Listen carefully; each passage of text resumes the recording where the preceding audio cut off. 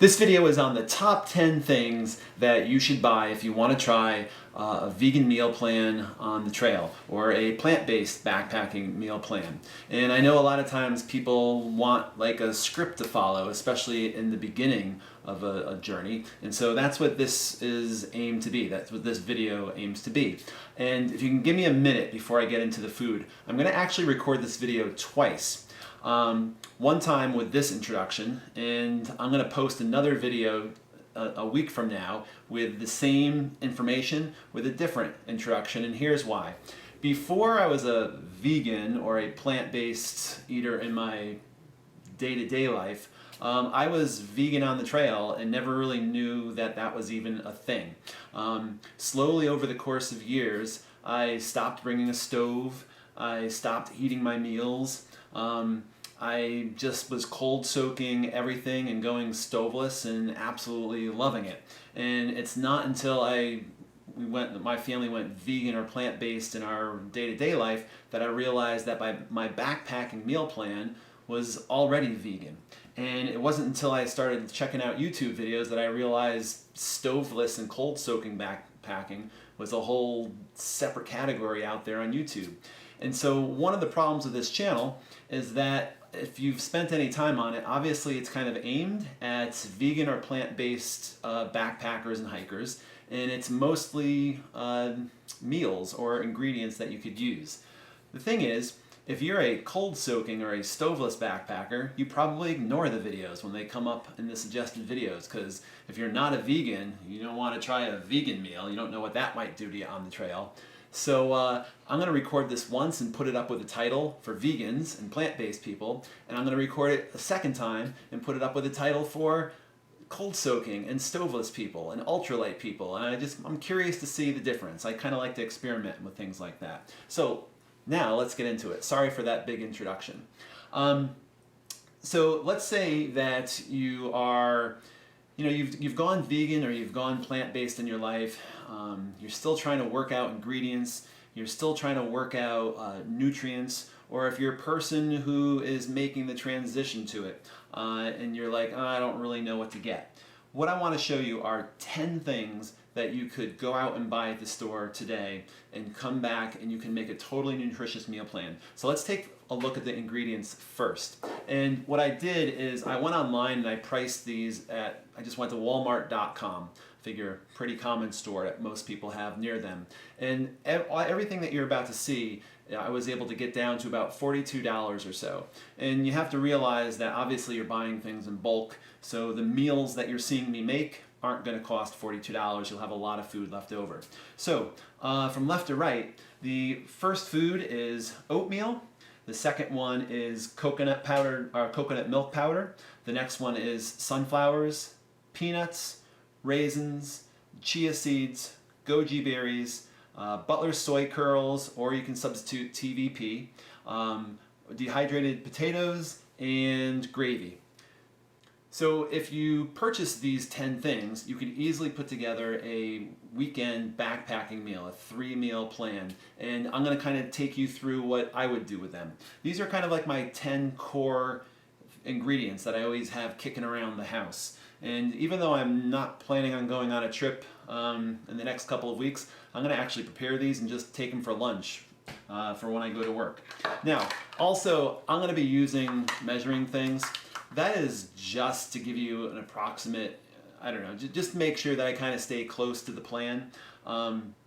I never really use these, I just kind of dump things in, but I know some people have had questions about like exactly how much, so I am going to go with these.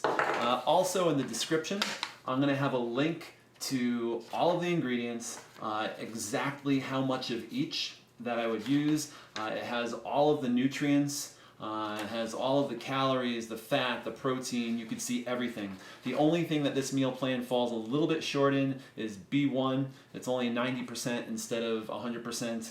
Falls a little bit short in folate, 85%, and it falls a little bit short in vitamin C and calcium. But other than that, it's 100% or more of all the other macro and micronutrients. All right, so let's first start off with a breakfast.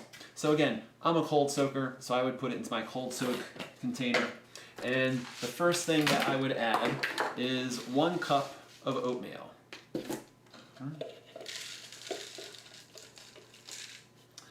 The next thing that I would add is some coconut milk. And I've lost my spoons. I'm gonna go get a spoon. I've got a spoon. All right, now I usually put in about 3 tablespoons. 1, 2, 3. Then I'm gonna add some sunflower seeds. So I'm gonna do a 1/4 cup of sunflower seeds. I'm gonna do a 1/4 cup of peanuts. And I'm gonna do just a little bit of raisins. And the last but not least, I'm gonna put in a couple tablespoons of chia seeds. Now, when you bring this out for the trail, you can put water in here, shake it up, and you can start eating it pretty much immediately. It's going to eat more like a muesli compared to what you'd normally like a mushy oatmeal.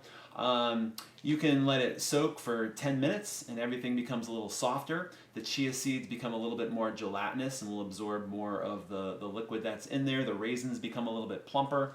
And so, I don't know, I do it all different ways. So, you kind of mess around with your own time.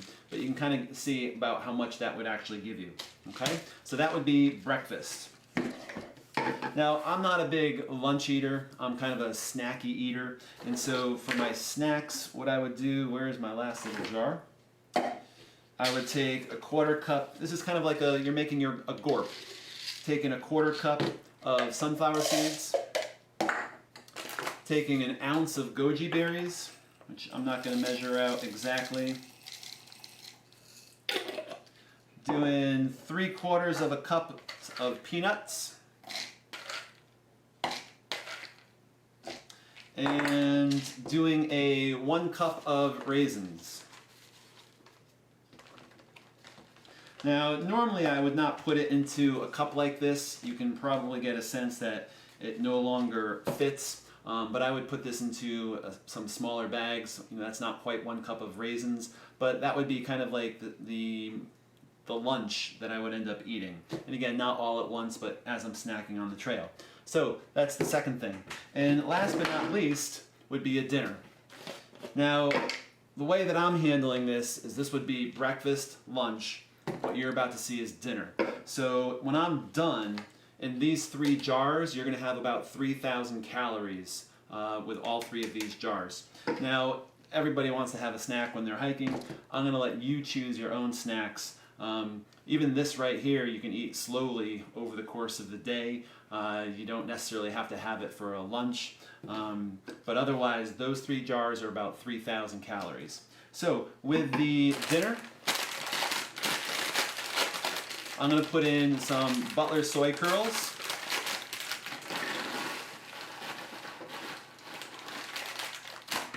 Now, I think 1 serving size is 3/4 of a cup. I'm going to do a little bit more. I'm going to do a cup.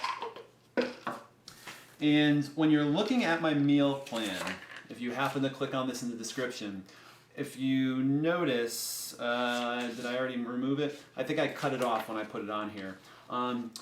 It's not on here, but if you try Chronometer and you put Butler soy curls in there, only thing that comes up is like the calories and carbohydrates or something. None of the protein and the other minerals show up. So in order to get these numbers, I actually put in an equal amount of TVP, which is also a soy product.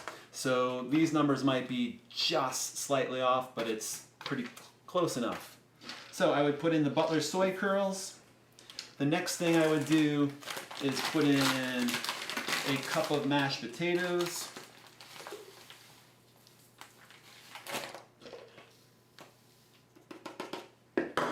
And last but not least, I would put in some brown gravy. And again, you could measure it out. The other thing that I would put in is, since we're keeping it to 10 items, I would also put in a half a cup of raisins.